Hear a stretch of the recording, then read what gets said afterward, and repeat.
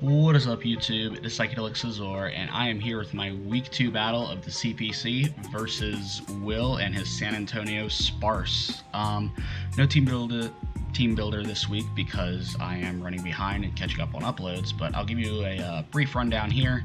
I have brought a Choice Banded Aegis, which I will admit, in hindsight, probably was a pretty bad bring. I should always have King's Shield on a set, but I really wanted to bring this because it kind of shredded his team offensively. We've got a Infernape that is kind of defensive. It's for the Sneasel, which I really don't have switch-ins to. Kind of switches into the Heatran if it doesn't have Earth Power, and something else I kind of forgot about.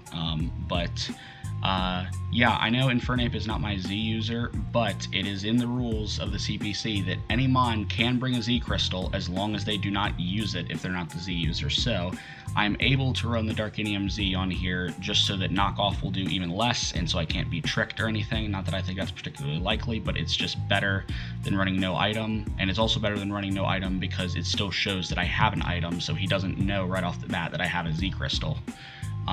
But Slack Off Uter in Close Combat Flare Blitz still does a lot of damage to his team, so that's the set there. We've got a Sticky Web Rabombi with the Focus Sash. Moonblast, HP Ground hits his entire team very hard, and U-turn just for momentum. I kind of messed around with the idea of something like Stun Spore, but U-turn just seemed like a better alternative.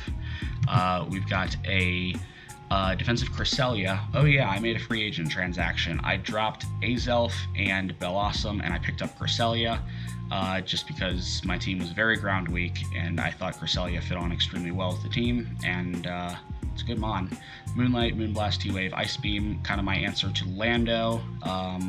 It's one of the best answers to Lando, honestly, and it answers a lot of his team really well. Sprinting T-Wave is going to be really good for late game, in addition to Sticky Web for some of my other mons late game. I've got a Choice Scarf Braviary, U-turn Brave Bird Superpower Return. Just revenge kills his entire team very well. Not much to say there. Defiant for the potential defogs. And we have got a Figgyberry Crook, Stealth Rock Knockoff, Earthquake, and Pursuit.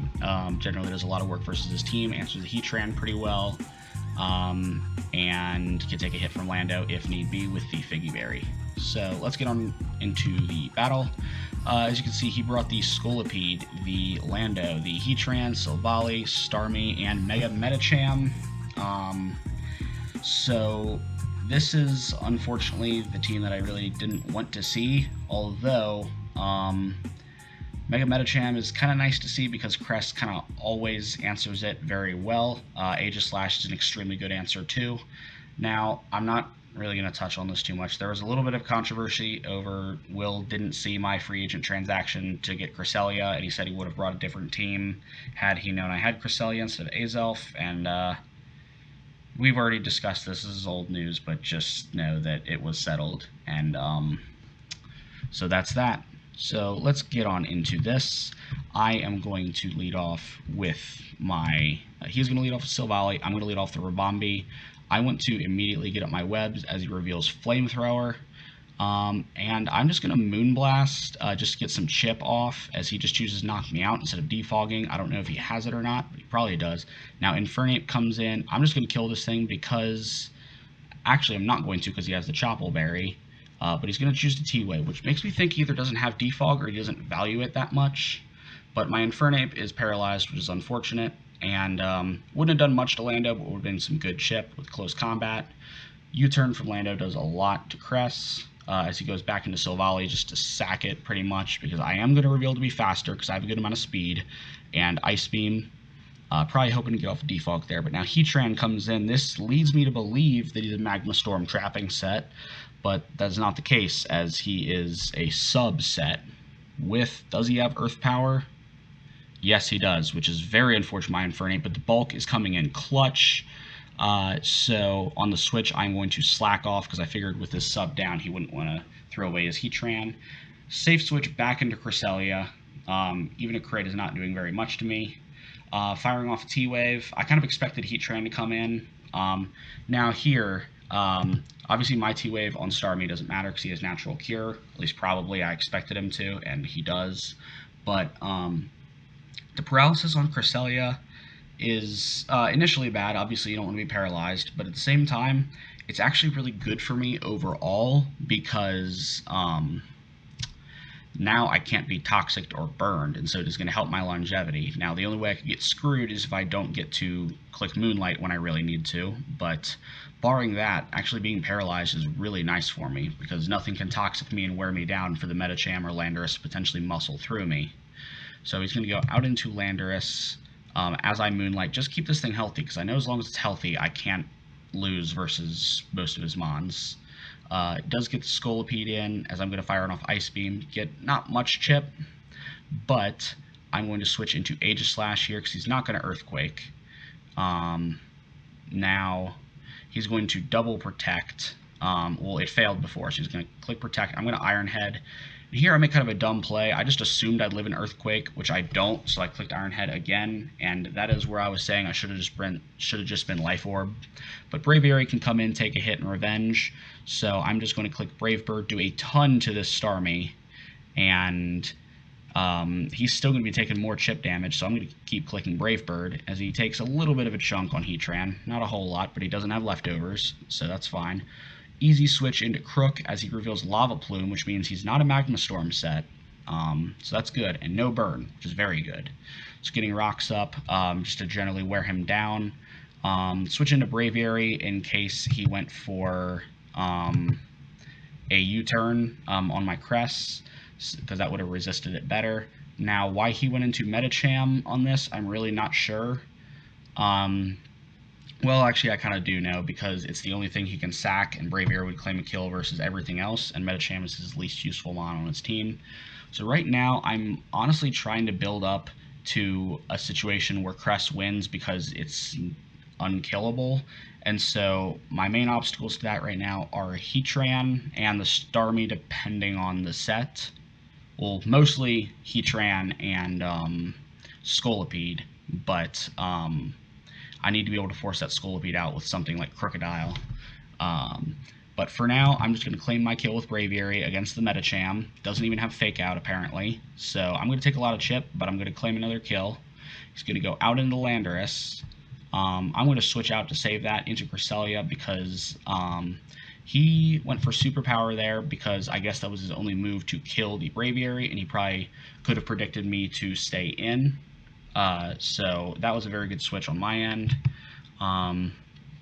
And so now I'm just going to continue being unkillable. Fire off, I believe, an Ice Beam here, or do I Moonlight? Now, yeah, I Moonlight, because there's no reason to let this thing get low and risk a paralysis screwing me over. I'm going to T-Wave that thing, so we're on equal footing there.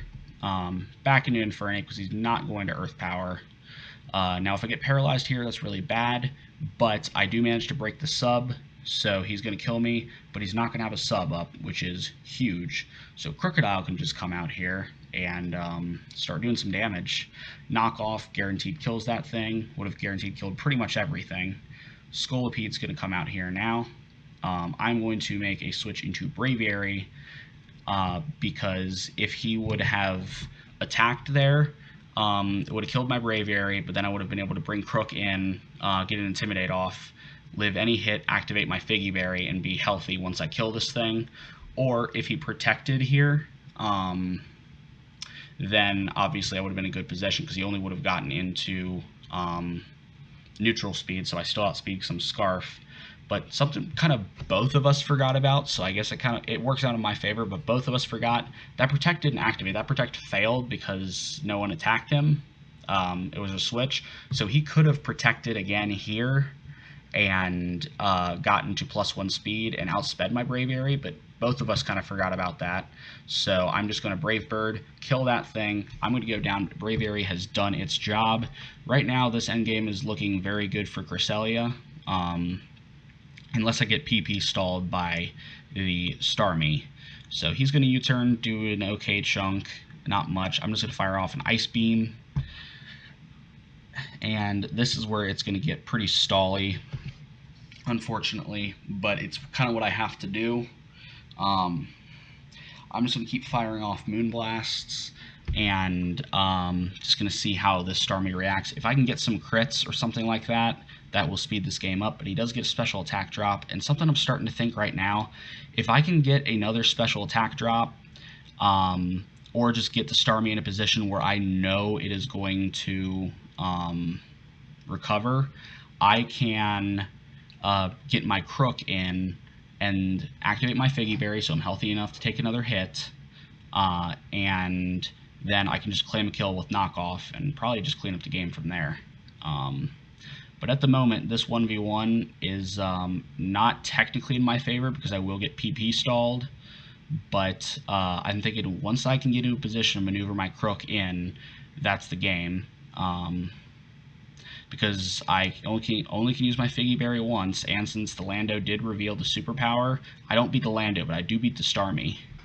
Now that he is at -2 special attack, he will not be able to knock me out. I'm going to click knockoff, activates his Colbur Berry, but since he's at -2 from the special attack drops, I'm going to live that, activate my Figgy Berry, and be able to knock it out with a knockoff. Now Lando comes in here. I am just going to sack my Crook, although I knock off his Choice Scarf, so actually he is free to knock me out with a U-turn, but that's fine. So now I go into Cress, click Ice Beam, and win, unless he para-haxes me, which he doesn't. So that is a clean 1-0 win.